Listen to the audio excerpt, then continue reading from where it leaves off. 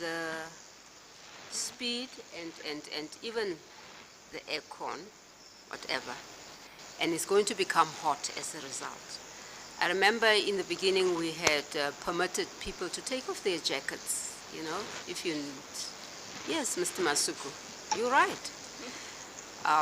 So let's take off our jackets if needs be and find a way of lowering that noise, okay?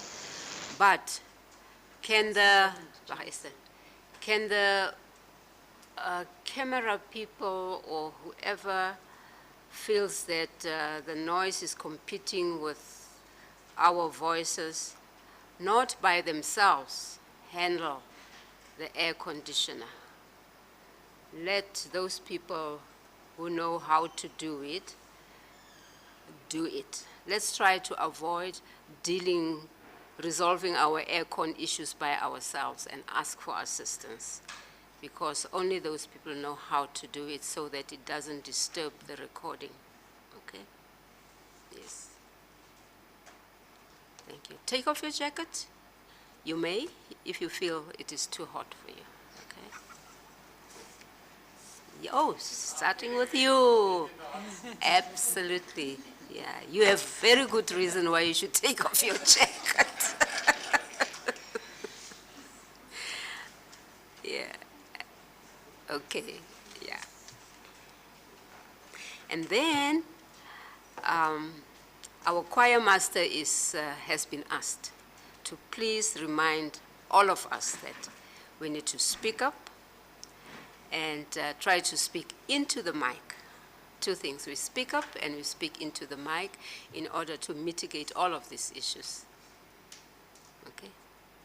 Yes. Mr. Hofmeyer, you've heard that we kindly ask you to speak up and speak into the mic, just to deal with the gentleness of your voice. Okay, thank you. Ms. Butlender, can you just let us know where we are? Yes, thank you, Chair. Advocate Bauer is going to be involved in this part of the proceedings from Cape Town, but I believe there's still cross-examination to begin with. Mr. Hofmeyer, can you hear me? Can hear you clearly. Thank you.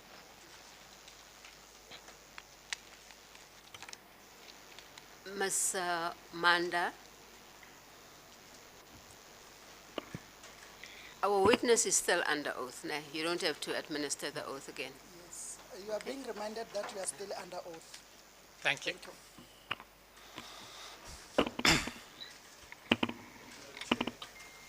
I also understood that our witness is still under cross-examination. So can Ms. Bauer explain or request, or with your leave, tell us why she is now interposing the witness at this stage when he's under cross-examination? I had asked Ms. Butlender to let us know where we are, I'm so sorry, that we I know think how to proceed. I didn't mean that she was interposing. We're waiting for you to resume your cross-examination, is what I should have okay.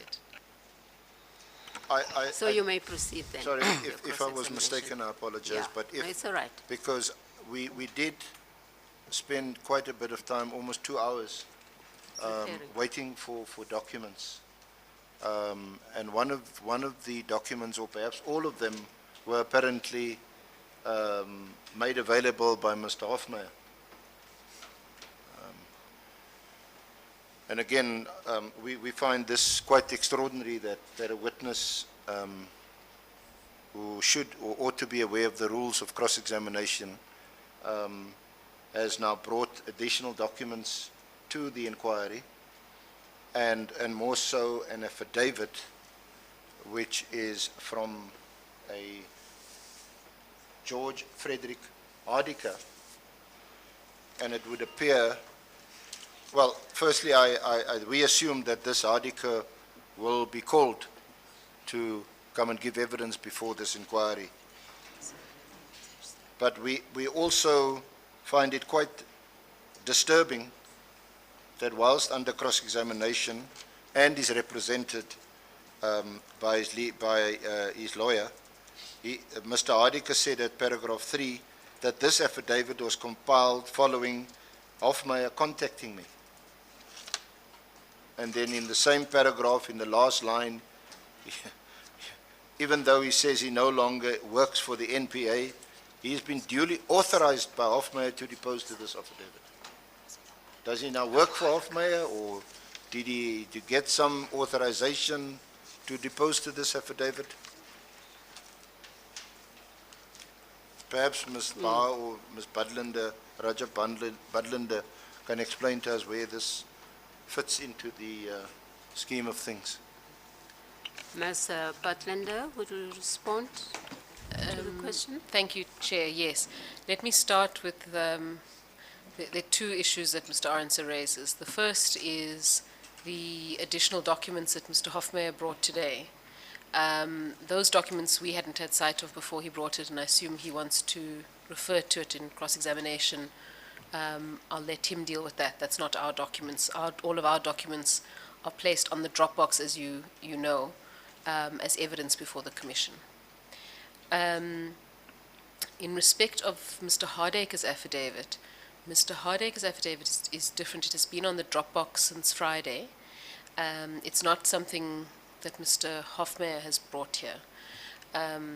It is, Mr. Hardike has given evidence like all of the other affidavits that are on the Dropbox. I consulted with him approximately 10 days ago as part of determining whether to put this evidence on the Dropbox. At this point, we hadn't planned on calling him as a witness, but should that be necessary, we can discuss that. The plan was simply to put it on the Dropbox, which is what we did on Friday. And I'm not sure whether Mr. Hofmeyr plans to use it during his cross-examination, but we would be entitled to use it during re-examination because it's on the Dropbox and it's evidence before the Commission. I'm not sure if that answers the concern. Well, as far as the Hardike affidavit, I was surprised that the delay was due amongst others. I was surprised that the delay of this afternoon was due to, amongst others, that affidavit. But when on the Hardike affidavit we received on Monday. Today is Tuesday. That was yesterday. So we had sight of that document. So we were surprised that proceedings might be stalled because of that affidavit. And obviously because we only received it yesterday, on just a plain reading of the English, it would appear that this affidavit was sourced or solicited by Mr. Hofmeyr. It would have helped had we been told that actually the affidavit was sourced by the evidence leaders. The other documents are minutes of meetings that have been made available, NPA, I think executive committee meetings that have been made available to us. Just to respond to the Hardike question, Chair, the Hardike affidavit was placed on the Dropbox on Friday, but there was an error in the email that was sent to the parties. Generally what we do is we place it on the Dropbox and email parties immediately. There was an error and we realized on Monday morning that email hadn't gone through, even though the affidavit was there. So that's why you received an email on Monday morning. So for that we take responsibility and we apologize for that. And today you have a copy, just for ease of reference, the team printed a hard copy of the Hardike affidavit. So I think while it may have got handed to you as part of the Hofmeyr documents, it's not part of the Hofmeyr documents. It's always been on the Dropbox from Friday.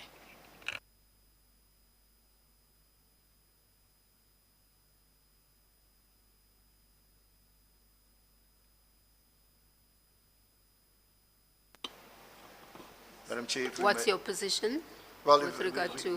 if we may proceed. Oh, okay. Thank you. You may proceed. Thank you, Madam Chair.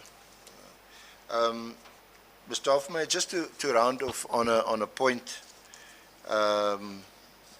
towards the end of your cross-examination the last time, You'll recall that I had put it to you, and this is in relation to the Herinal Celebi matter, that Ms. Jiba had been, your evidence, she had been suspended and subsequently was hauled before DC. I mentioned to you that she had approached the Labour Court. I hope I did, if you can confirm that.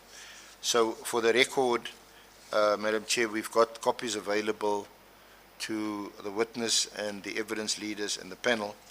If we could just make available the court order that was obtained by Ms. Jiba on the 17th of June 2009. The court order is in the form of a rule nizai that the respondents, that's the National Director of Public Prosecutions and the Minister of Justice and Constitutional Development, must show cause, according on them to show cause on the 29th of October 2009, or soon thereafter as the matter may be heard, that they are interdicted and prohibited from continuing with the disciplinary hearing scheduled for the 18th of June 2009 or any date thereafter, pending the hearing and finalization of the unfair labor practice dispute lodged by the applicant with the Labour Court involving the alleged violation of the provisions of the Protected Disclosures Act. So my first question to Mr. Hofmeyr is just whether he was aware of this, or does he confirm also that that was his understanding, that the matter was subsequently settled, and that settlement notice of withdrawal is also part of that small pack of documents.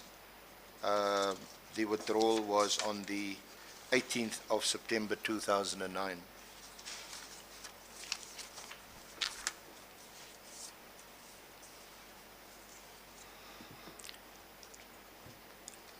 Chair, I am aware of the settlement at the time.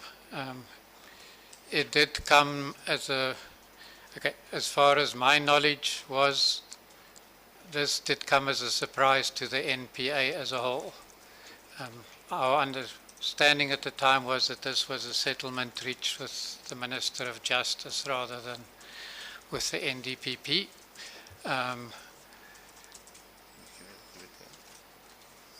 So, to the extent that the notice of withdrawal also cites the NDPP as the first respondent and the Minister as the second respondent,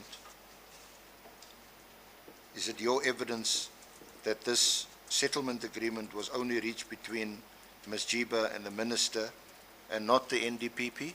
Or are you saying that the NDPP, to the extent that the NDPP was involved, didn't have any authority to enter into a settlement agreement?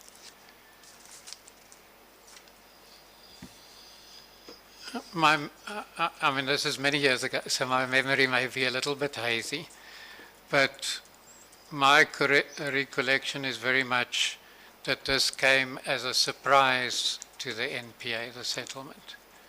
It is possible that the then National Director was aware of this proposed settlement, but he hadn't shared that information with the rest of his top management. Who would the NDPP then have been in September 2009? It was Mr. Mshe. Mshe. But one can assume safely, I suppose, that the NDPP would be authorized to enter into settlements of this nature.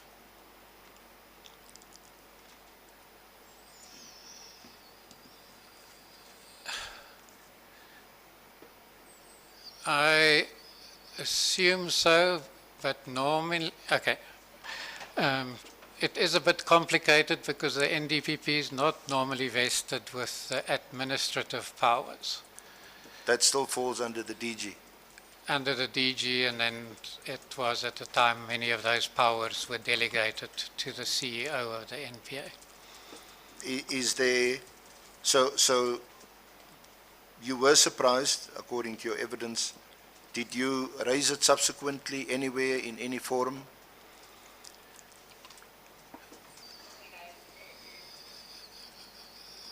I did make some inquiries, but I can't say that I got a conclusive answer of who was involved in the settlement.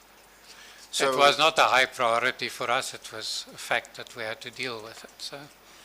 So fast forward to December 2011, I think, when Ms. Jiba is appointed as the acting NDPP, an appointment which, if I recall your evidence in chief, you welcomed. She was going to be a breath of fresh air. You were quite complimentary about her managerial, administrative abilities, convening meetings, sort of all-inclusive approach, consultative approach, I think. you But mentioned. if I can just clarify, I can't say I was happy about her appointment at the time, but in the way that she conducted herself, those comments apply. You were I mean, pleasantly it was a surprised. bit, yeah, after the appointment. I take it you didn't have any difficulty with Ms. Jiba's qualifications for the job otherwise at that time?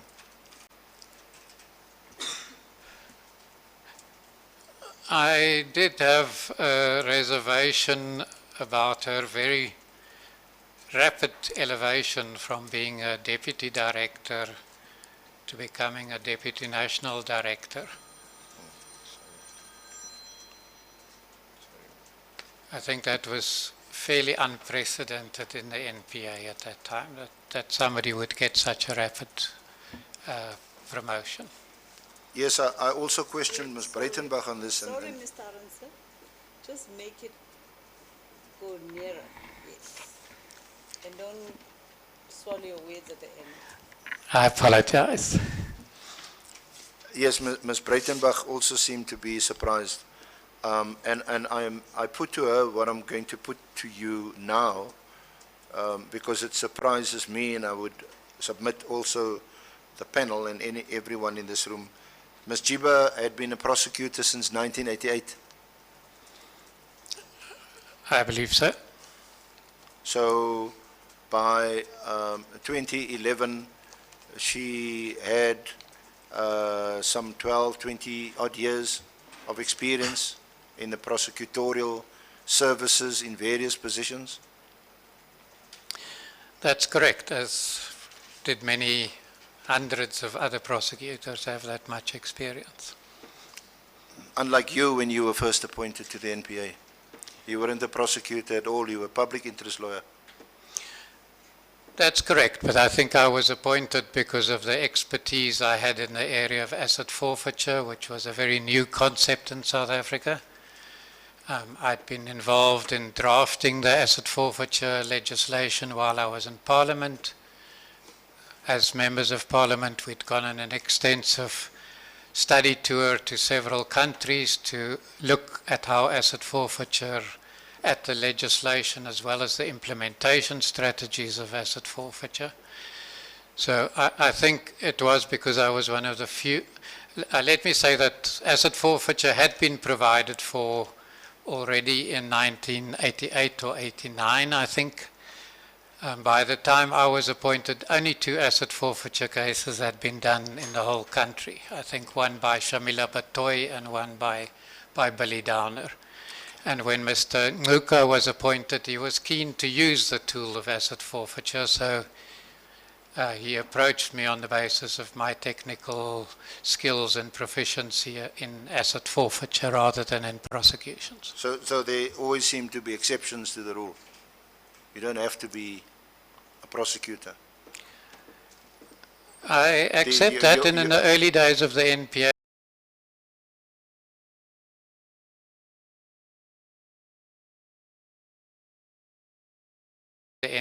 who hadn't been prosecutors up to that time. Including Mr. Ngcuka himself. Including Mr. Ngcuka himself.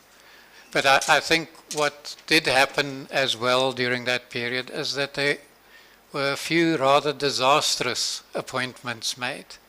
So I think subsequently when Mr. Ngcuka looked to make appointments, he by and large went for people from inside the NPA to promote rather than relying on outside appointments. I'm not saying there were a few appointments, but essentially I think he realized that bringing somebody into the organization that had little or no experience in prosecutions particularly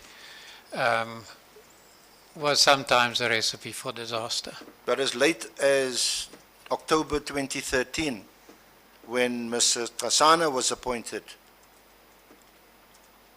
he also had no experience.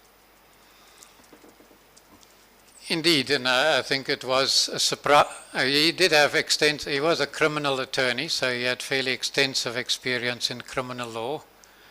But I think it was a surprise to all of us when he was appointed. Yes, and neither was Mr. Pakoli a prosecutor when he was appointed. Indeed, he did have, at the time, extensive experience at the Department of Justice, who has, as you are aware, considerable oversight and so on at, let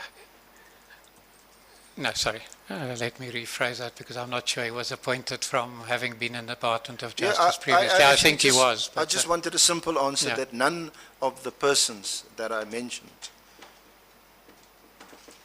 some of them I count amongst my comrades, were prosecutors when they were appointed.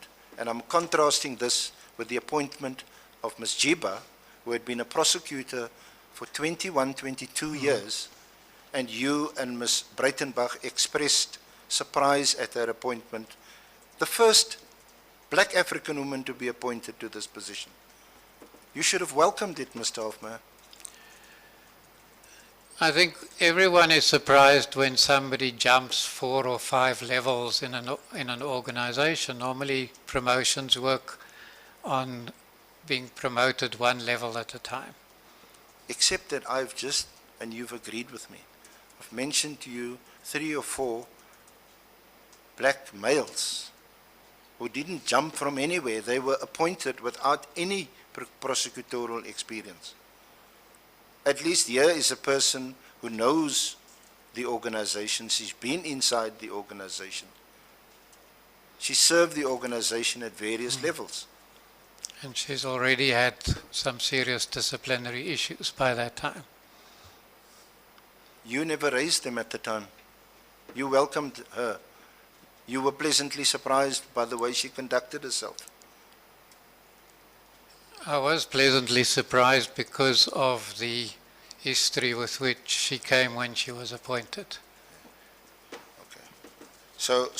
And I will repeat that in general, in terms of her managerial skills, she was good. Unfortunately, those skills weren't always used for good purposes, but in that way, we had a pretty good working relationship until some of the big issues started happening. We're going to look at those big issues. Now, before we go any further, and hopefully we won't waste any time, the issues that we are concerned with are 4 matters involving judicial criticism of Ms. Jiba. Is that right? Maybe you should just mention them to me. Are you not aware of it? I am aware, I'm just not sure which 4 you are referring to. Well, there are 4 judgments. There's the judgment of 23 September 2013 by Judge Murphy. That's in the Richard Mludley matter. Then there's the subsequent SCA judgment of Brunt J.A., retired, of 14 April 2014. Then there's the Gorvin judgment of 20 February 2014. And then there's the so-called spy tapes judgment of 28 August 2014. A judgment you familiar with, Indeed. and which we'll look at closely. Now, can we get this out of the way so that we can focus on what's relevant and what's important? You have no personal knowledge, you had no personal or direct or indirect involvement in the Mluli matter or the Boyson matter. Is that right?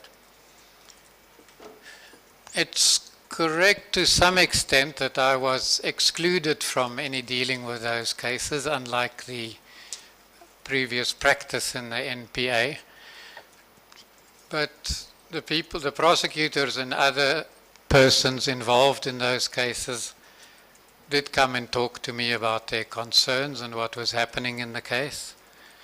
In addition, we were also had started working on an asset forfeiture application in relation to crime intelligence, and I think we obtained orders against two of the less senior people in crime intelligence. I became fairly quickly familiar with some of the issues around Mr. Mluli and the investigation. There's clearly a difference between becoming familiar with the issues and being directly involved in a matter so that you can, on a first-hand basis, assist the panel in arriving at important findings, recommendations, and conclusions. Do you accept that?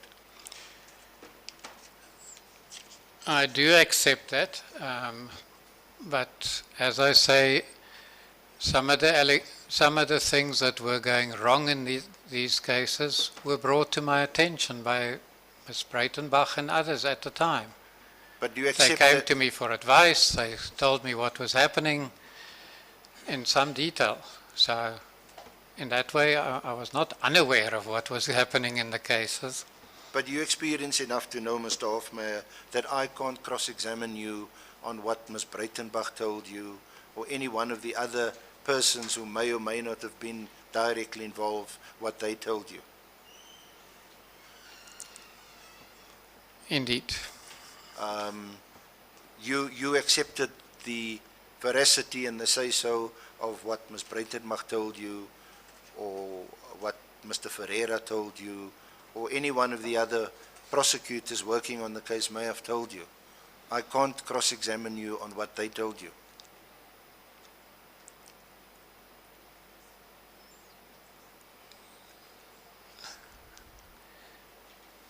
And we did also, some of these issues were discussed at NPA meetings in which all of us were present, including myself.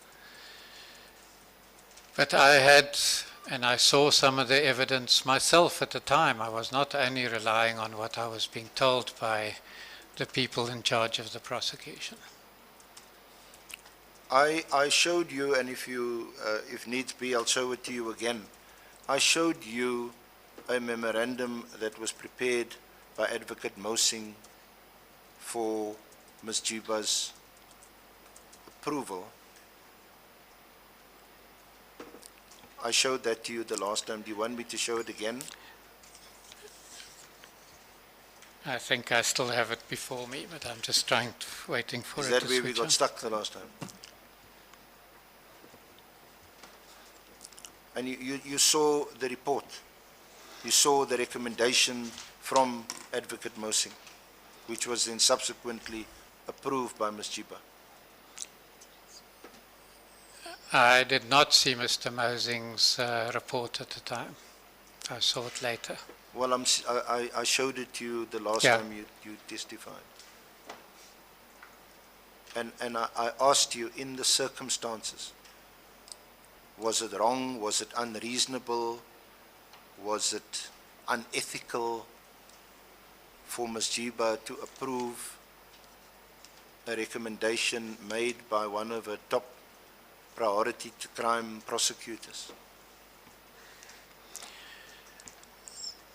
I have a number of concerns that I had at the time. I think the first one I mentioned in my evidence last time, Sorry. which was that the persons who normally comprise the full organized crime desk and normally worked together to approve racketeering authorizations were excluded from the process at that time. I have gone through a range of the meetings of the EXCO of the NPA after our discussion, after the questions you asked me last time. And indeed, questions about that decision were raised in a significant number of EXCO meetings. I'm happy to take you through some of the discussions in those EXCO meetings, but it was an issue of controversy, not just about Ms. Jiba, but about Mr. Chauke as well, who played an important role in that decision. It appeared later. Yes, for example, he mentions here at paragraph 8, I hope we talking about the same memorandum. Where is it? Where is it on the drop of? Eh? On the drop of. Is that an affidavit or a memorandum? We're just finding it. Because I had it out the last time.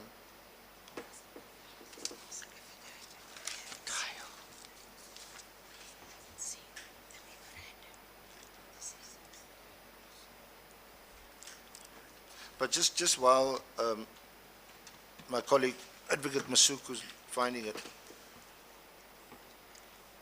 in your extensive experience at the NPA, there must have been many controversial decisions taken by the National Director of Public Prosecutions, or even by directors of public prosecutions, which were not always the subject of some kind of agreement or consensus in the office? I wouldn't say many, but there were a significant number. And they would tend to be the more controversial cases, isn't it? There have not been a huge number of decisions that were taken on judicial review and overturned. I think that is the difference that we are talking about here, is that, for example, that decision was taken on the judicial review. A court found that things went or were significantly wrong in the process. Including the matter that you were involved in, the spy tapes matter, where you had differed with the prosecutors in the case, and you and Mr. Mshe took a decision against their wishes, and that decision went horribly wrong and was overturned. I should correct you that I didn't take any decisions. I made a recommendation to Mr. Mshe about the decision. I've also looked carefully at the judgment of the court, and I was advised by my legal team that no findings were made. Despite the criticism, there were no findings made in the judgment against me. We're going to look at it, Mr. Hofmeyer, because the criticisms leveled at you in particular make any criticism of Ms. Jiba pale in comparison. I can assure you when I read them back to you.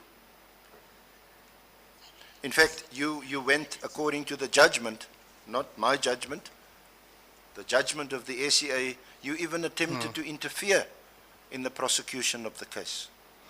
You attempted to change prosecutorial memoranda that were submitted to you and to Mr. Mshe?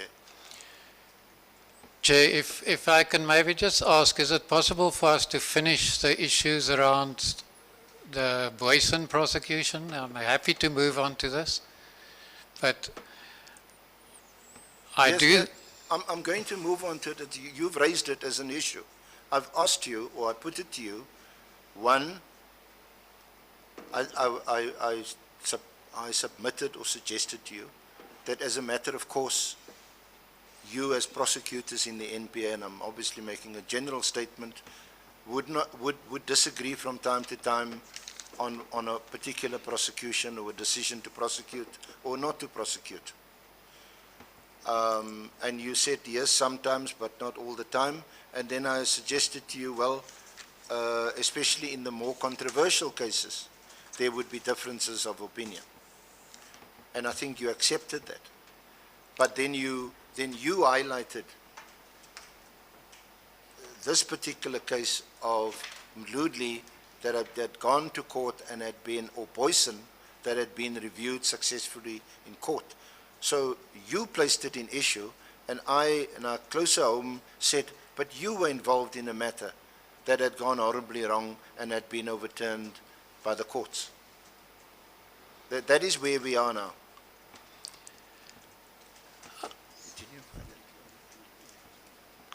Sorry, Chair. I can see that Advocate Bauer is trying to speak. Can we just check the sound, please? Where's the motion? Advocate Ms. Orange, Bauer? Ms. Bauer? You want to can you hear interject? me, Madam Chair? You want to interject? You seem like I you want do. to say I think something. Yes. Advocate Orange, sir, was a question about the prosecutorial memorandum relating to Advocate Mozing, where the memorandum was he shoots questions. And I think the witness asked him, can we first please finish the Boyson matter before you go on to another issue? If I understood it correctly, Advocate Hofmeyer, or Mr. Hofmeyer, wasn't finished with what they had to say about. I think we might want to leave him so that we see what the line of questioning is all about before we make an intervention. It might be a way of linking issues. Let's just see how far he goes. Madam Chair,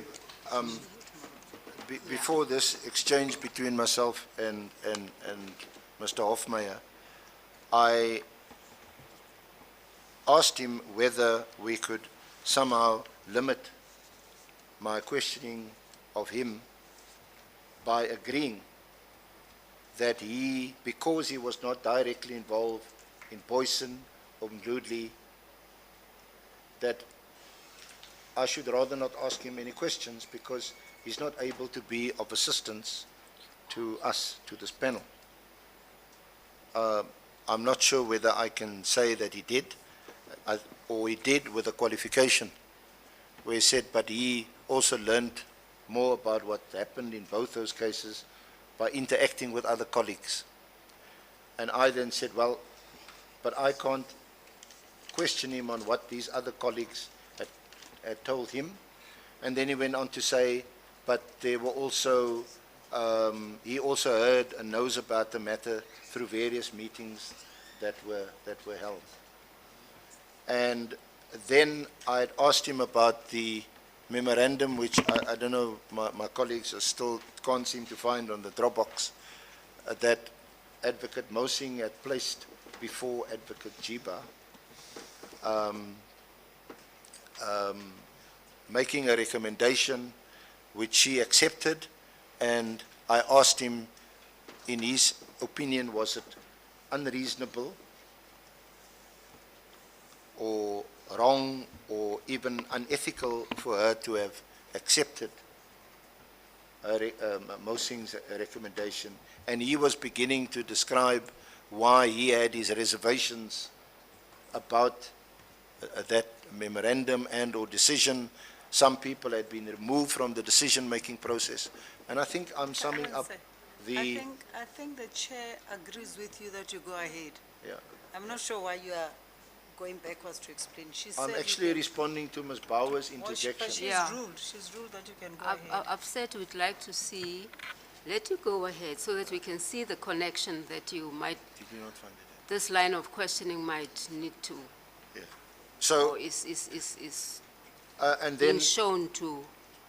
so I think drawn. I So have, you I can think continue. Mr. Hoffman fairly summarized the exchange that we've had up to this point.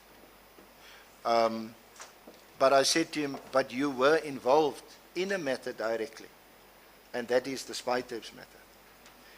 Because he raised the issue that Ms. Jiba was involved in matters that were subsequent, that went horribly wrong, and that was So subsequent. you can proceed with your question. So Mr. Hoffman, let me put it to you this way. I don't think it's going to serve any purpose, it's going to benefit anybody if I cross-examine you on either the Boyson matter or the Mludli matter. Because quite frankly, you're unable to assist us there because you were not directly involved in the matter and you have no direct experience or evidence that you can put before the panel. Chair, I disagree. I was in a significant number of meetings where the Boyson's matter was discussed in some detail. I was part of a small group that was asked by Mr. Ngasana to look at the circumstances around that racketeering authorization and the prosecution. So I have a significant amount of detail about and personal knowledge about what happened in that case, and I would like to talk to that before we move on to another topic, or alternatively we can return to it at a later time. But I think that is very, very relevant to what we're talking about here. So do you accept what is very, very relevant, as you say at this stage, is that the Govan decision was in effect reviewed by two judges in the GCB application against Jiba, the judgments of Justices Lachodi and Hughes. And that was then approved subsequently. Sorry, Mr. Arendse, is that a correct legal exposition of what happened? The judges in Gauteng reviewed the Natal judgment. I think now we have difficulty hearing you. For a change. Yeah. I was trying to understand the proposition that you're putting to the witness, that this was a review of Govan's judgment. Was that what it was? I said effectively. I interposed it with the word effectively. Of course it wasn't. Okay. In fact, they make it clear that it wasn't. Yes, but let me And put it that's this also way. what you, that's also what you should make the witness understand. Can we, because I summarized this with General Boyson the other day. The decision of Govan J did not absolve General Boyson of any guilt. The decision of Govan J didn't say that the NPA could not revisit the issue of authorizing racketeering charges in the future. What the Govan decision said was there wasn't a rational connection between the decision made to proceed with the racketeering charges and the information that was available at hand to Ms. Jiba at the time. That was, and there was a criticism of Ms. Jiba and I took Mr. Boyson through this, and I was hoping that we didn't have to go through it again, because the information that was before the two judges in the striking off application, Justices Legodi and Hughes, now dealt with this issue that Ms. Jiba was criticized about. It dealt with it, and I can take you to the passages. The court in that case also analyzed the Section 2.1 authorizations with reference to case law. Mr. Arons, I'm really very sorry that I'm interrupting you. The difficulty that you and I have is that we are always in the thick of things. Therefore, when you ask a question or you make a proposition, I'm waiting for the question. The difficulty that you place the witness in is that you've made a number of statements, and it's usually better if you cut it up. Otherwise, what question is he going to respond to? If you know what I mean. You've made about 5 propositions. You haven't gotten a response from him. At the end, it doesn't help us nor help you, because I don't know what he's going to be responding to. I'm sorry to be doing that. With respect, Advocate Moroka, it is because in the first place, you quite rightly pointed out to me that the Legodi Hughes decision was not a review or didn't overturn the Govan decision. I said, in effect, it did, and I maintain that that's the case. As a matter of legal analysis, that's what it did. So in order to avoid making such a submission, I tried to explain the difference between the two judgments to the witness. That is what I was trying to do, and then the punchline was going to be and so more than a question, I was going to put it to Mr. Hofmeyer that Ms. Jiba's conduct was cleared in relation to the racketeer. The authorization of the racketeering charges was cleared by Justices Legodi and Hughes, and subsequently that clearance was approved of by 3 judges of the Supreme Court of Appeal. So perhaps he could now comment.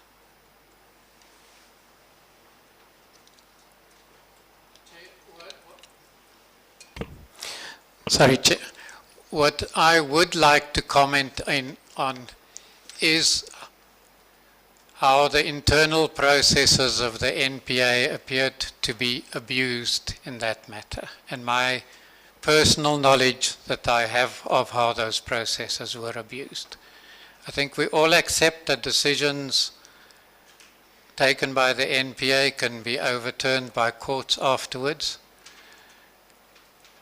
But I also think we need to be clear about what it is that went wrong, and to the extent that Advocate Jiba was part of such wrongdoing, that I think that's information that is relevant to be placed before this inquiry. Mr. Hofmeyer, you would be expected to answer, save if they are unfair or unreasonable, you would be expected to questions that I ask you. You gave your evidence in chief when you were led by Ms. Bauer. You asked me about the process in the NPA, and I don't think I have completed my answer to your question.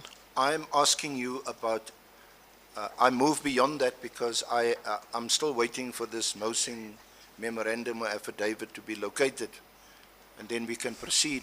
And I'm afraid you must give evidence. Your lawyer can't assist you in giving answers. That's not the purpose of her sitting next to you. May I interject at this point, Madam Chair? To be of assistance, I was merely trying to point to where the affidavit may be found. It is in folder J, number 92, is the affidavit of Advocate Mosing, and the paragraph that we were referenced to on Thursday that Mr. Hofmeyer was trying to respond to earlier was paragraph 12, in which he hasn't concluded his response. So if that may assist the inquiry. Thank you, ma'am. You might want to respond. I'm not going to, ma'am. I'll do so when it suits my convenience. I've moved on. Do you accept the explanation? No, I don't. I haven't looked at the reference.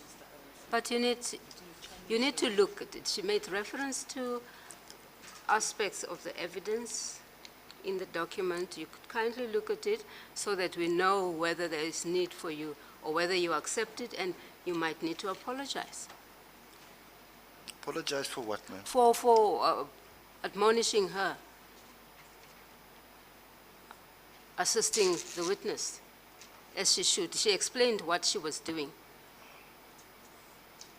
She was just pointing the witness to where the evidence that he is supposed to respond to lies.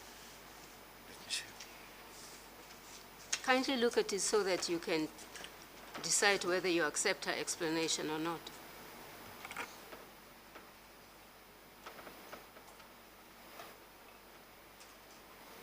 Wasn't it? Is this, in which matter is this?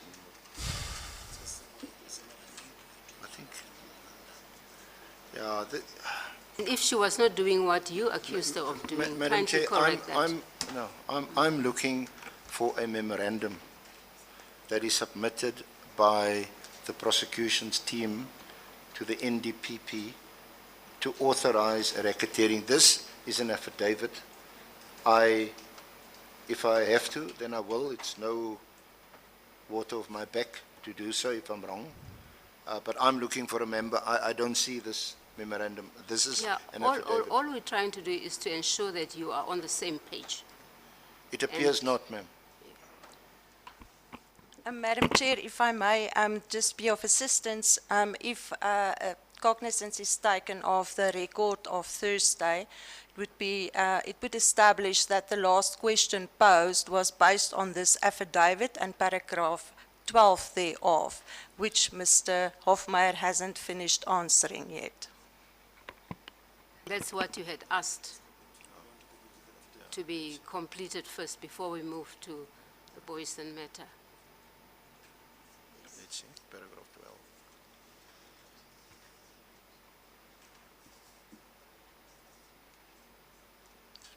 You're not able to be of assistance about what we're Sorry, looking Chair, I've been looking, I'm just not clear what Mr. Arns is looking for. There's a prosecution memo that is done by Advocate Mayema that accompanies a recommendation from Advocate Norco that we referred to yesterday in leading General Boyson. That was the document that I understand served before Advocate Jiba. I'm not sure that there's a prosecution memo by Advocate Mosing that does the same thing.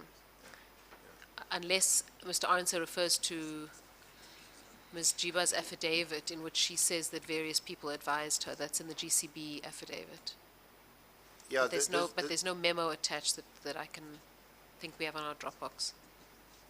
In this affidavit, Advocate Mosing says that he drafted a memorandum for the acting NDPP recommending the approval of the applications for authorization of the racketeering, prosecution and centralization the following day being 16 August 2012.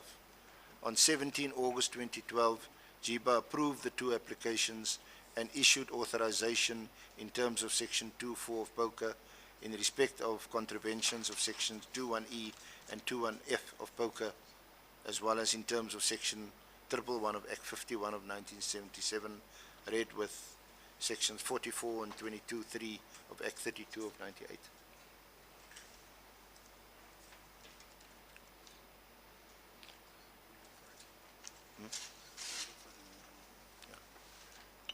Mr. Well, Arnser, I don't know if it will help you. It wasn't, that memo was not attached to any of the papers in the Boyson record, which we have on the Dropbox. I've just done another check now. It's not there or in the GCB papers. I seem to recall that we had that memo. I don't know, Madam Chair, I seem to recall that the last time I had the memorandum available.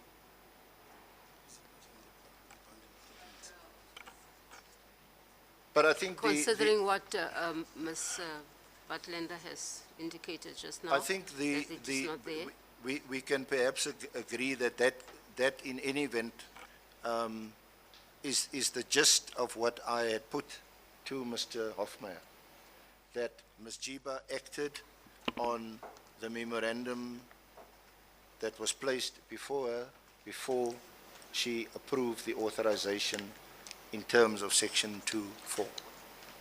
But then can we agree on what you had accused Mr. Hofmeyer's legal representative of doing, assisting her in a way that she is not entitled to, when she was not doing that? Well, I'll withdraw it, ma'am. You may proceed. So what I put to you, Mr. Hofmeyer, was that on the basis of memoranda that was put to the NDPP at the time, Ms. Jiba, she approved the authorization of the racketeering charges, and I asked you whether that conduct was unfair, unreasonable, unlawful, or even unethical. And you then indicated you had your own issues or problems with this. And I think you were now wanting to say why I say so. Yes. So, Chair, if I may proceed, I think there are a number of issues that arose out of that process. So firstly, there was a pretty extensive process in the so-called organized crime desk of the NPA at the time to approve racketeering authorization. I mean, to make a recommendation about racketeering charges. That desk at various times included Mr. Mamabolo, Johan Krier, Andrea van der Bijl, and Terence Mlanga, and I think somebody else as well. Joni Spies, I think, was part of it. It was, in my experience, and I was at times part of presenting or dealing with racketeering having an interest in the racketeering authorizations, because a lot of the AFU cases involved that. So it is, in my experience, extremely unusual that only one person, who, if I may say with respect, is known to be very close to Ms. Jiba, takes a decision on whether there should be racketeering charges.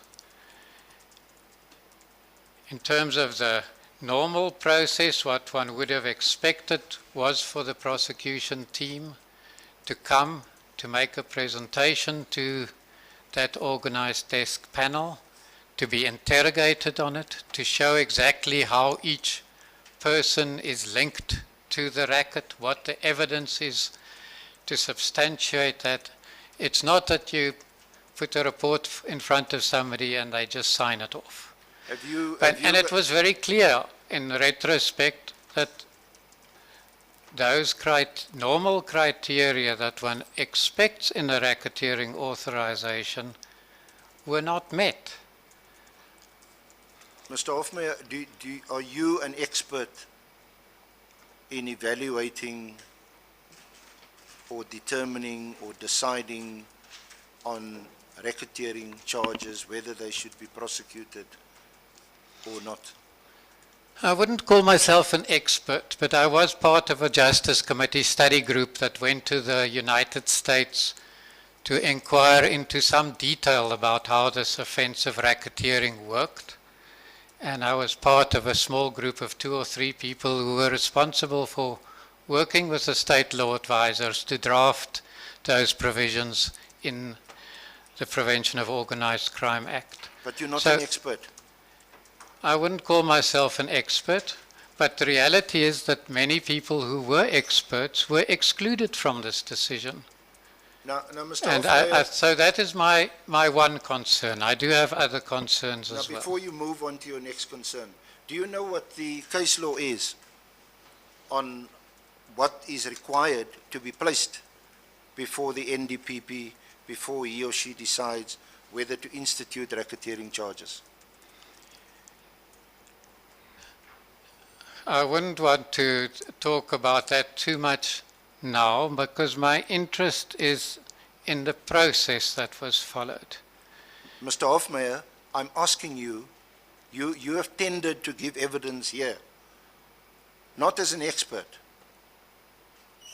And I'm asking you what the law is. And you're unable to tell me.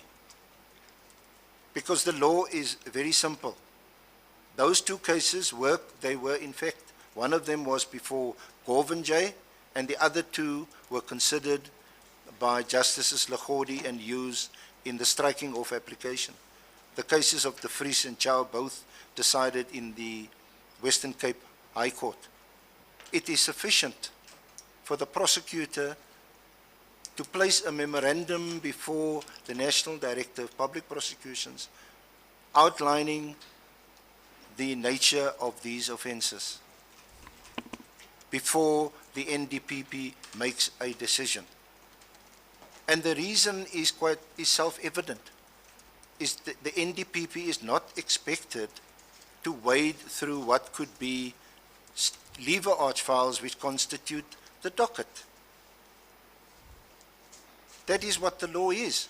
And to that extent, Lagodi and Hughes, the judges, found that there was no mala fides on the part of Ms. Jiba when it came to authorizing the racketeering charges against Mr. Boyson. Now I'm asking you, do you accept that ruling, which was then endorsed by the majority in the Supreme Court of Appeal? Or do you still want to contest it? I think what I'm trying to talk about here is the extent to which the entire process, not just the racketeering decision, deviated from what the normal NPA processes are. And that includes seemingly the appointment of Advocate Chauke, who is the DPP in South Gauteng, to take charge of this prosecution in KZN, where he has no jurisdiction. Mr. Hofmeyer, that is you will accept a legal issue, a legal argument, that you cannot appoint one prosecutor from one province to do a case in another province. You can appoint a prosecutor, but not a director of public prosecutions, which is what happened in this matter. Well, it's unlawful. So what steps did you take? You've got a code of conduct, you know that. You don't seem ever to have used the code of conduct either to lodge a grievance against any of your colleagues or the NDPP or acting NDP